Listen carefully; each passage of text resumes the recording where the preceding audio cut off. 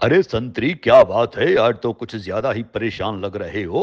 अरे सर क्या बताऊं, बस बिजली और बिजली के बिल्स ने नाक में नकेली डाल रखी है।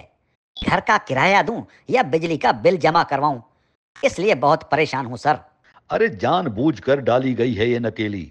सर वो कैसे? अरे संतरी, ये 40 खानदान की बनाई हुई जो आईपीपीज है ना, जो बगैर बिजली पैदा किए हुए हर माह अरबों रुपए बटोर रहे हैं इस कौम से, ये नकेली इस आईपीपीज की डली हुई है। बगैर बिजली पैदा किए हुए अरबों रुपए बटोर रहे हैं? हाँ जी, जहां तुम्हारी सोच खत्म होती है ना संतरी, वहां से इन फराडियों की सोच शुरू होती है। सर इन जालिमों को कहने पूछने वाला कोई नहीं क्या? कोई पूछगछ नहीं, कोई हिसाब किताब नहीं। इस मुल्क को लूटने की छूट मिली हुई है इन लुटेरों को। सर हम कुकड़ी चोर, साइकिल चोर, भैंस और बकरी चोरों को तो पकड़ लेते हैं, सर हम इन फराडियों को क्यों नहीं पकड़ते? अरे क्यों मेरी और अपनी नौकरी के पीछे पड़े हो? ये माफिया है, माफिया। ये बड़े ताकतवर होते हैं। बड़ी बात जिन्हें इनसे हिसाब लेना चाहिए और पूछगछ करना चाहिए, वो खुद मुलविस हैं इस वारदात में। बस नाम की आईपीस बनाई हुई हैं। इंटरनेशनल 2 नंबरी हैं ये साले। सर ये आईपीपीस क्या होता है? मुझे तो आज तक ये नहीं पता चला। Independent power producers. अरे सर उर्दू में समझाए ना, अब इतना पढ़ा लिखा होता तो मैं पुलिस की नौकरी क्यों करता सर? मतलब अपने ही पावर प्लांट्स बनाएं, पावर प्लांट्स में बिजली पैदा करें और कौम को महंगे दामों अपनी मर्जी की कीमत पर बिजली फरोख्त करें, और बिल्स में अपनी मर्जी की कीमत लगाकर आवाम के कपड़े नहीं बल्कि खाल उतारें। इसे कहते हैं आईपीपीस। अरे सर बिजली होती कहाँ है जो बिल अदा करें? अरे बिजली हो ना हो, बिल और टैक्स दोनों अदा करने होंगे। सर मेरे घर का मीटर नहीं चलता, तब भी 10-10 हजार का बिल आता है। मेरे पड़ोसी ने बिजली का बिल अदा करने के लिए पहले अपना फ्रिज बेचा, फिर पंखे बेचे, घर का सामान बेचा और आखिर में उस बेचारे को अपना घर बेचना पड़ा।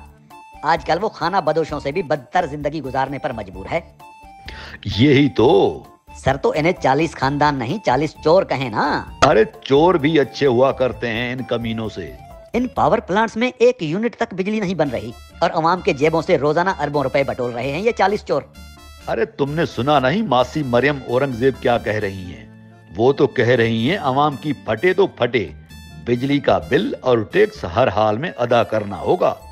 तभी तो माई गैराजन भी तो कहा करती थी ना कि मियाँ जद्दों आवेगा लग पता जावेगा। सर जिसके घर का किराया 20,000 है उसके बिजली का बिल 30-30 हजार आ रहा है। आम आवाम के लिए फाइलर और नॉन फाइलर के कानून बना दिए और खुद बेलगाम होकर दोनों हाथों से जालसाजी करके मुल्क के अरबों रुपए लूट रहे हैं, वो भी हर माह। अरे जिसके पास साइकिल नहीं उसकी सिम बिला कर देते हैं, जबकि खुद बिजली बनाए बगैर 0 कैपेसिटी पर 1 यूनिट बिजली तक नहीं बनाते और हर माह 1000 करोड़ वसूल करते रहे हैं। 1000 करोड़? हाँ जी, 1000 करोड़। इसीलिए तो बिजली महंगी हुई है ना। सर कहाँ ले जाते हैं 2 नंबरी से बनाई हुई हराम की दौलत? अरे 2 नंबरी से बनाई हुई सारी दौलत मुल्क से बाहर ले जाते हैं और वहां जाकर बड़े बड़े कारोबार और बड़ी बड़ी अय्याशियां करते हैं। और क्या करेंगे? सर लूट मार के पैसों से ही इस मुल्क में कारखाने या फैक्ट्रियां लगा देते तो कम से कम लोगों को रोजगार ही मिल जाता। अरे जब वो लोग इस मुल्क में ही रहना पसंद नहीं करते तो लूटी हुई दौलत से इस मुल्क में कारखाने या फैक्ट्रियां क्यों लगाएंगे?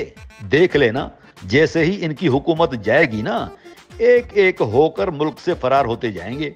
किसी की क्लच प्लेट खराब हो जाएगी तो किसी को दिल के दौरे पड़ना शुरू हो जाएंगे। सर क्या इनसे कोई भी पूछने वाला नहीं?